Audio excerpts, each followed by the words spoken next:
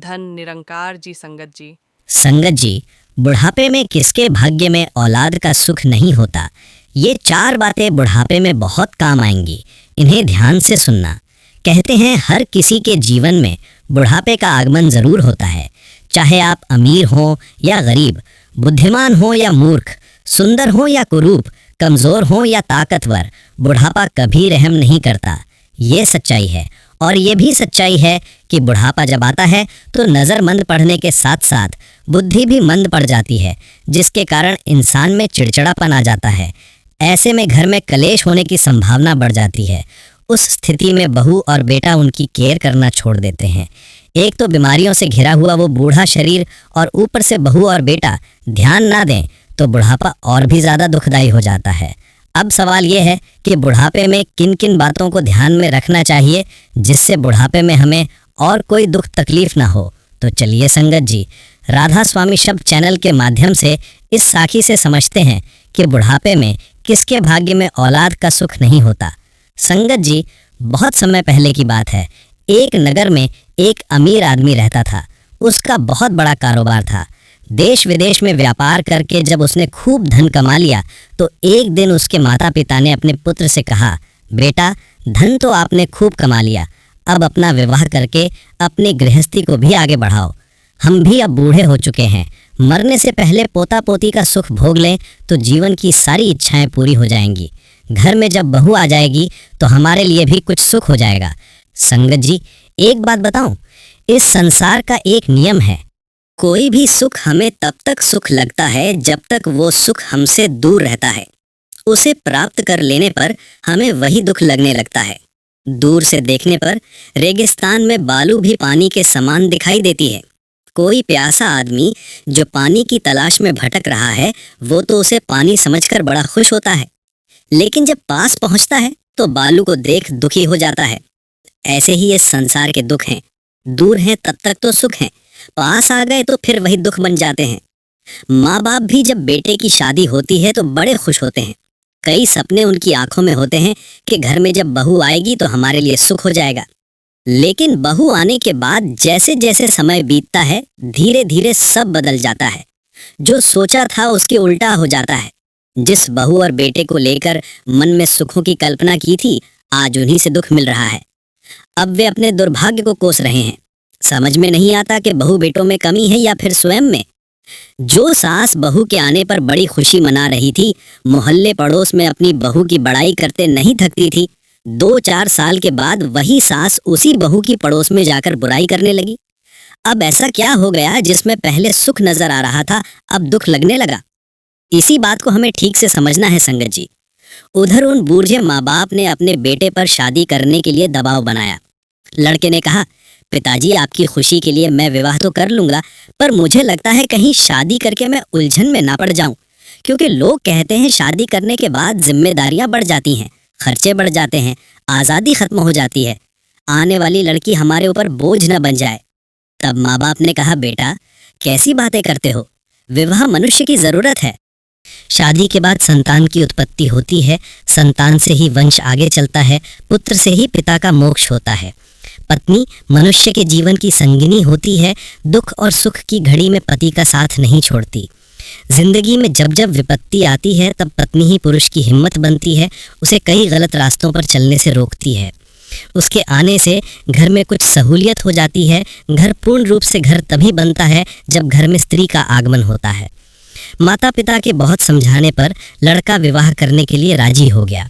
माँ बाप ने उसके लिए एक अच्छी सी लड़की देखकर विवाह करा दिया।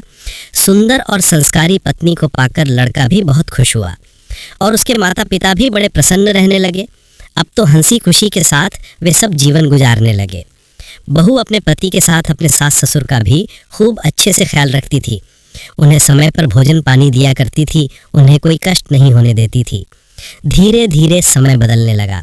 समय के साथ लड़के के माता पिता और भी अधिक बूढ़े होते चले गए। शरीर और भी ज़्यादा कमज़ोर हो गया और उनके अंदर चिड़चिड़ापन आ गया। बूढ़े होने के कारण वे सारा दिन तरह तरह की बातें करते रहते थे।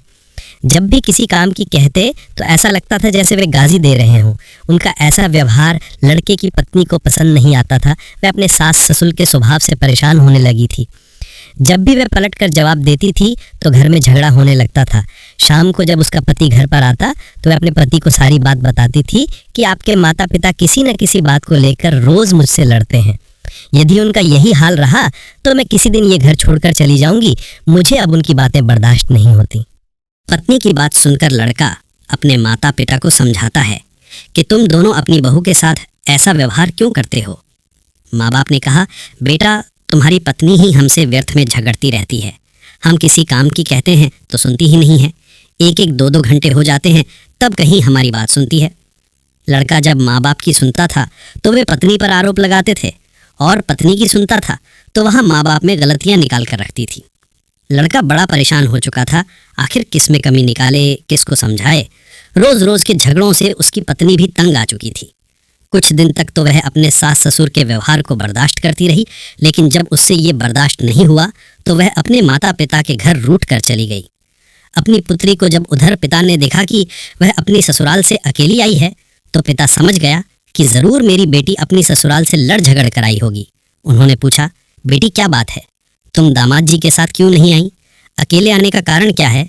तब लड़की ने पूरी बात अपने माँ बाप को सुनाई और बोली, पिताजी अब मैंने फैसला कर लिया है कि जब तक मेरे बूढ़े सास ससुर उस घर में रहेंगे तब तक मैं अपनी ससुराल नहीं जाऊंगी।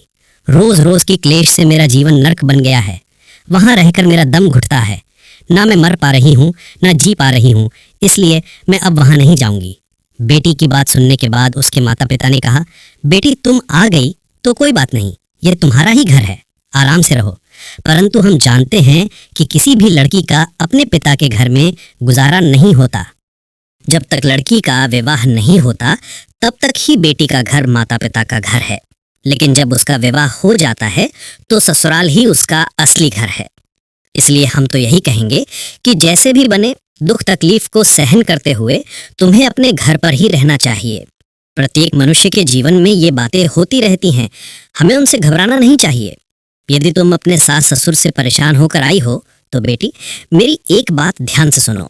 वे बूढ़े हो चले हैं, समय के साथ उनकी सोचने समझने की शक्ति भी कम हो गई होगी। तुम्हें उनकी बातों को सहन करना चाहिए। बूढ़े लोग कुछ भी कह सकते हैं, उनकी बातों पर तुम्हें ध्यान नहीं देना चाहिए। लड़की कहने लगी, पिताजी आपकी बात से मैं सहमत हूँ, लेकिन कहाँ तक बर्दाश्त करूँ? बर्दाश्त करने की भी एक सीमा होती है। यदि वे लोग मुझसे समय पर भोजन मांगते हैं, समय पर किसी कार्य की कहते हैं और मैं नहीं करती हूँ तो मेरी गलती है। मैं उनका हर काम समय पर करती हूँ, फिर भी वे लोग मुझे भला बुरा कहते हैं और मुझे तरह तरह के ताने देकर प्रताड़ित करते हैं। यही नहीं, मेरे बारे में लोगों से तरह तरह की बातें करते हैं और कहते हैं कि हमारे घर में जो बहू आई है उसका चाल चलन ठीक नहीं है। कहते हैं कि हमारा लड़का इतना कमाता है फिर भी हमारी बहू हमें कुछ खाने को नहीं देती। इस तरह की बातें वे गांव वालों से करते हैं और हमेशा ही मेरे पकाए हुए खाने में नुक्स निकालते रहते हैं। लोगों से कहते हैं हमारी बहू को तो खाना बनाना आता नहीं, वो हम लोगों को समय पर भोजन नहीं देती। इसीलिए हम दोनों समय से पहले बूढ़े हो गए हैं और उनकी बातों का गांव वाले भी विश्वास कर लेते हैं। अब ऐसे में आप ही बताइए कि मैं उन्हें भोजन क्यों नहीं दूंगी? मैं भला उन्हें क्यों मारूंगी? जब अपनी बेटी की बातें वो पिता सुनता है तो उसे अपनी बेटी की बातों को सुनकर बड़ा ही दुख होता है और अपनी बेटी से कहता है, पुत्री तुम चिंता न करो, इस बारे में मैं तुम्हारी ससुराल जाकर तुम्हारे सास ससुर और तुम्हारे पति से बात करूंगा और उनसे पूछूंगा कि आखिर वे लोग तुम्हारे साथ ऐसा व्यवहार क्यों करते हैं। संगत जी, अगले दिन लड़की के माता पिता अपनी बेटी को लेकर ससुराल जाते हैं। ससुराल पहुंचकर उन्हें उनके दामाद तो नहीं मिलते, लेकिन सास ससुर घर पर ही थे। लड़की के माता पिता दोनों के सामने इस बात को रखते हैं, लेकिन वे लोग बूढ़े हो चुके थे और उनके अंदर समझदारी नाम की कोई चीज नहीं बची थी। उल्टा वे दोनों लड़की के माता पिता से ही झगड़ने लगे। लड़की के माता पिता ने काफी समझाया, लेकिन कोई हल नहीं निकला। जब बातचीत से कोई हल नहीं निकला तो लड़की के माता पिता अपनी बेटी को लेकर उदास मन से अपने घर की ओर लौटने लगे।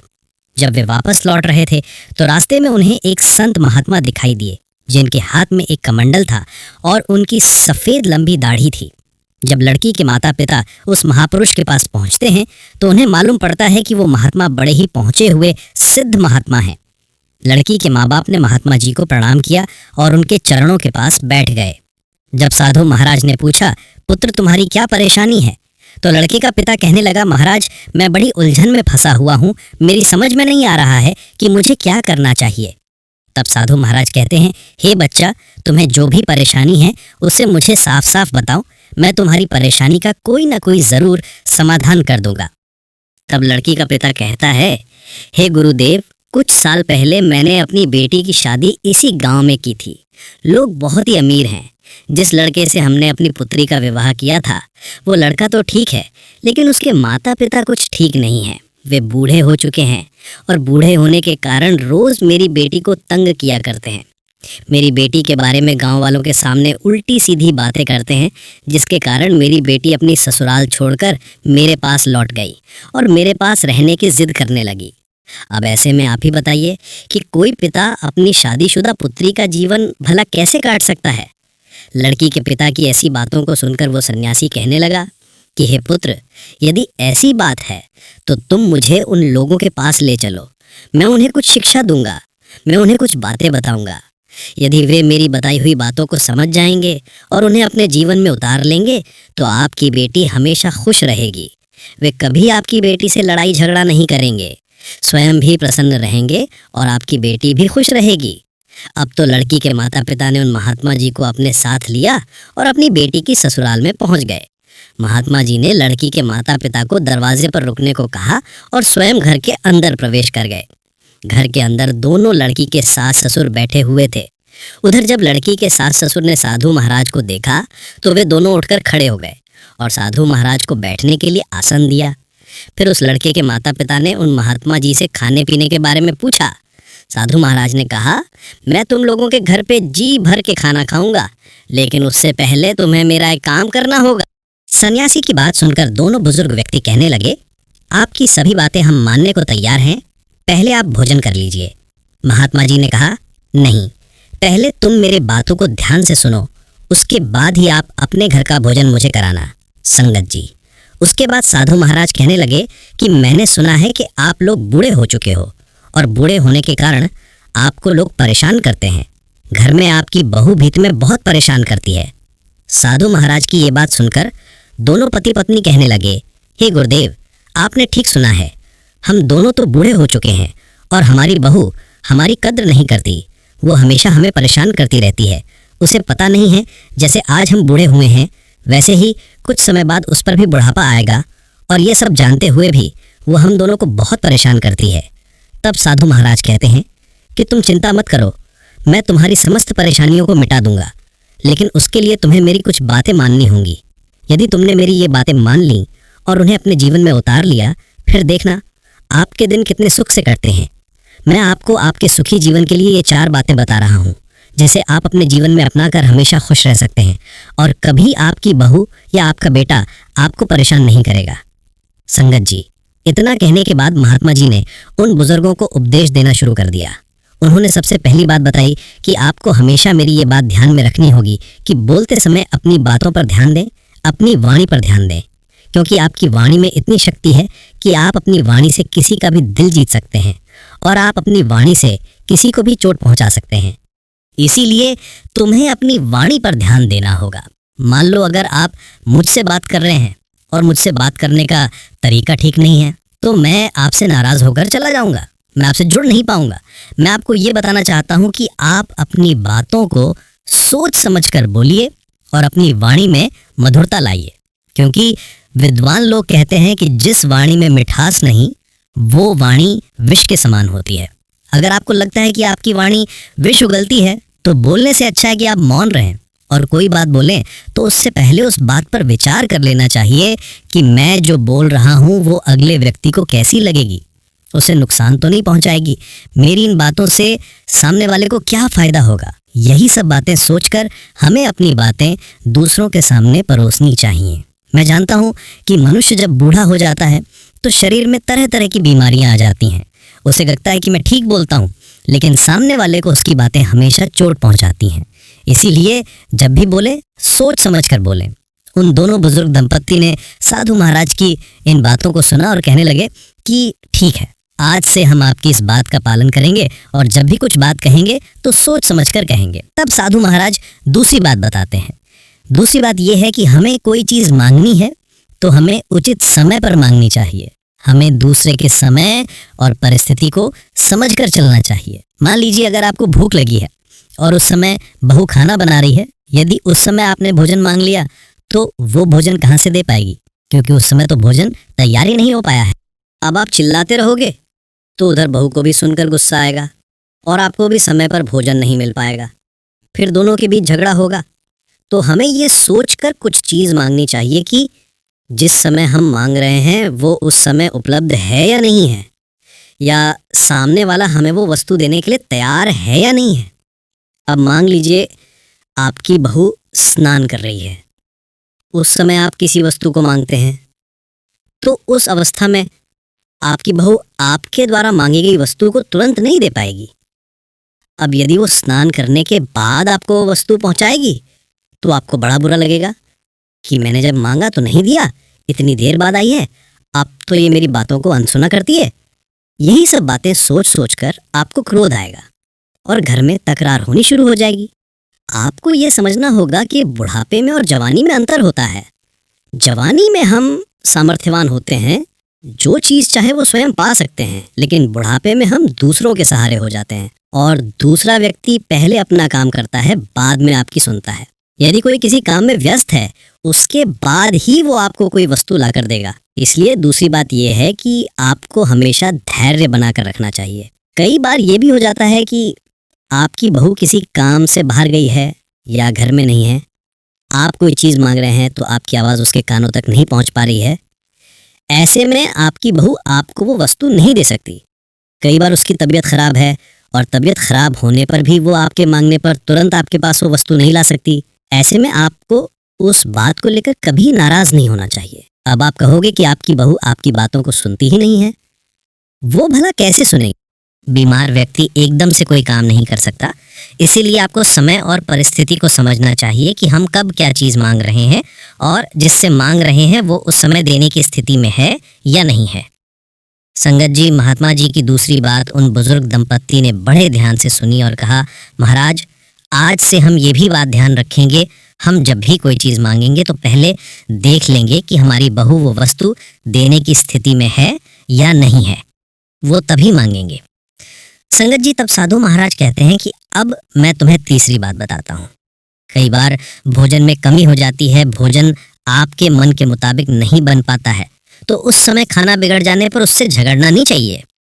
मान लो आपकी बहू खाना बना रही है और उसका ध्यान कहीं और चला गया, क्योंकि घर गृहस्थी में बहुत सारे काम होते हैं। ऐसे में खाना बनाते समय नमक कम या ज़्यादा हो सकता है, मिर्च कम या ज़्यादा हो सकती है, रोटी जल भी सकती है और उसने वही भोजन आपके आगे परोस दिया। आपने उस भोजन को चखा और चखते ही आप मुंह बनाने लगे और कहने लगे भोजन में तो स्वाद ही नहीं है, तरह तरह के नुक्स निकालने लगे। इससे आपके शब्द आपकी बहू को बहुत बुरे लगेंगे, वो अपना अपमान समझेगी, आपकी बातें उसे ठेस पहुंचाएंगी। भाई, गलतियां तो सबसे हो जाती हैं। जब आप लोग जवान थे तो भोजन बनाते समय आपसे भी भूल हुई होगी, तो क्या आपके माता पिता ने आपके साथ ऐसा ही व्यवहार किया था? मान लो अगर आपके माता पिता ने आपके साथ ऐसा व्यवहार किया होगा तो उस समय आपको कैसा लगा होगा? इसलिए हमें दूसरे के काम में कमी निकालने से बचना चाहिए। चाहे कोई स्त्री हो या पुरुष, गलतियां सभी से होती हैं। भोजन बनाने में थोड़ी बहुत गलती हो भी जाती है तो हमें उसे सह लेना चाहिए और अपने बहू को बताना चाहिए कि बेटी, आज भोजन में ये कमी है, आगे से इस बात का ध्यान रखना। यदि आप ये बात प्रेम से बताओगे तो वो उस चीज़ पर गौर करेगी और आपके शब्दों से उसे पीड़ा भी नहीं होगी और वो सोचेगी कि हमारे सास ससुर बहुत अच्छे हैं कि हमें कोई बात है तो प्रेम से समझा देते हैं। अब यदि उसके भोजन में आप रोज़ कमियां ही ढूंढते हो, इससे उसे बहुत तकलीफ होती होगी। इसलिए इस बात से हमेशा बचिए। आपको ऐसा करने से घर में हमेशा कलह ही मचती है। अगर कभी कभार भोजन बिगड़ भी जाए तो आपको चुपचाप सह लेना चाहिए और प्यार से समझाना चाहिए। संगत जी, महात्मा ली की तीसरी बात सुनकर वे दोनों बुजुर्ग दंपति कहने लगे, साधु महाराज, हम आपकी तीसरी बात भी समझ चुके हैं, आगे से हम इस बात का भी ध्यान रखेंगे। तब महात्मा जी उन दोनों को चौथी बात बताते हैं। चौथी बात यह है कि हमें अपने परिवार के हालातों के बारे में कभी दूसरों को नहीं बताना चाहिए। मान लीजिए आपके परिवार में पैसे की कमी है, आपके परिवार में लड़ाई झगड़ा होता है, आपकी बहू अच्छी नहीं है, या वो अच्छा खाना नहीं बनाती, वो आपका कहना नहीं मानती, या फिर घर परिवार में किसी प्रकार की कोई समस्या है और आप उस समस्या को दूसरे लोगों को बताते हैं, तो आपका ऐसा करना बिल्कुल भी ठीक नहीं है। क्योंकि बाहर वालों को जब तुम अपने घर की बातों को बताते हो तो उस समय वो दिखावे के लिए तो आपके साथ हमदर्दी दिखाते हैं, लेकिन तुम्हारे जाने के बाद तुम्हारे पीठ पीछे तुम्हारा मजाक उड़ाते हैं। और वही लोग एक की चार बनाकर तुम्हारी बहू और बेटों से कह देते हैं। इससे घर में और ज्यादा कलेश बढ़ जाता है और निरंतर ऐसा करने से आप बहू बेटों की नज़रों में हमेशा गिर जाते हो। इसलिए दूसरों को अपने घर की समस्या कभी नहीं बतानी चाहिए। इससे आपके घर में समस्या बढ़ेगी, घटेगी नहीं। आपका लड़का समाज में जाने के लायक नहीं रहेगा। यदि वो कहीं समाज में खड़ा होता है, किसी पंचायत में खड़ा होता है, अपनी कुछ बात रखेगा, तो वहाँ उपस्थित लोग उसके मुंह पर ही कह देंगे कि तुम्हारी बहू तुम्हारे माता पिता के साथ ऐसा करती है, वैसा करती है, और तुम यहाँ हमें उपदेश देने आ गए। इसलिए वहाँ पर तुम्हारे बेटे का सम्मान नहीं होगा। वे लोग तुम्हारे बेटे को भला बुरा कहेंगे कि बुढ़ापे में तुम लोग अपने माता पिता को परेशानी देते हो, पहले अपने घर की समस्या हल करो। इसलिए हमेशा ध्यान रखो, अपने घर की बात कभी बाहर वालों को नहीं बतानी चाहिए। कई बार आपके घर का झगड़ा जब दूसरों के कानों में पहुंच जाता है तो बाहर वाले लोग इस मौके का फायदा उठाकर आपको नुकसान पहुंचाते हैं। संगत जी, महात्मा जी की चौथी बात वे दोनों बुजुर्ग भली भांति समझ चुके थे। कहने लगे, महाराज जी, आज से हम आपकी इस बात का भी अपने जीवन में बड़ी अच्छी तरह से पालन करेंगे। हमसे बड़ी भूल हो गई। हम लोग तो अपने घर के बारे में, अपने पैसों के बारे में, अपनी बहू बेटों के बारे में ये बातें अपने मोहल्ले पड़ोस में बता देते थे। हमसे गलती हो गई, ये हमने ठीक नहीं किया।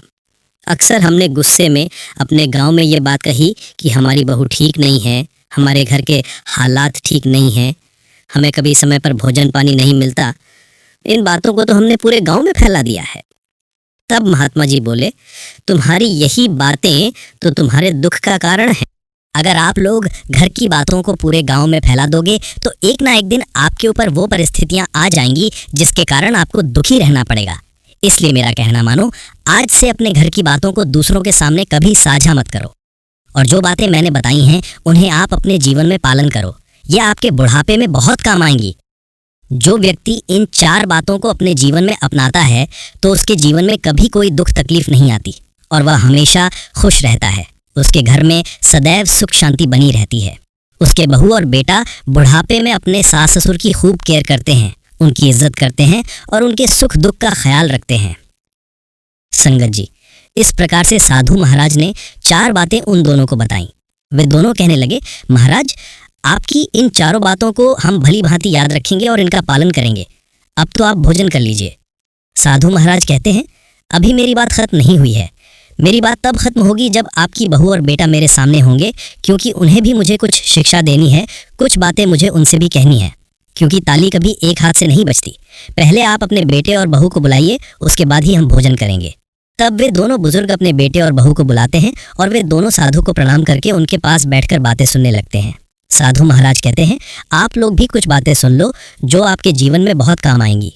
इतना कहकर साधु महाराज उन दोनों पति पत्नी को समझाते हुए कहते हैं कि बेटा, ध्यान रहे, कोई भी व्यक्ति नौजवान होता है तो उसके अंदर तरह तरह की शक्तियां होती हैं। वह उस समय बहुत ज्यादा बुद्धिमान हो जाता है, लेकिन उसे याद रखना चाहिए कि यदि उसके घर में उसके बुजुर्ग माता पिता हैं और उन्होंने उससे कुछ कह दिया है या कोई ऐसी बात कह दी है जिसे सुनकर बुरा लगा है, तो जवान बच्चों को समझना चाहिए कि ये अब बूढ़े हो चुके हैं। बूढ़े होने के कारण उनकी जुबान फिसल जाती है और जवानी की अपेक्षा बुढ़ापे में दिमाग थोड़ा कम चलता है और उन्हें खुद पता नहीं होता कि वे क्या बोल रहे हैं।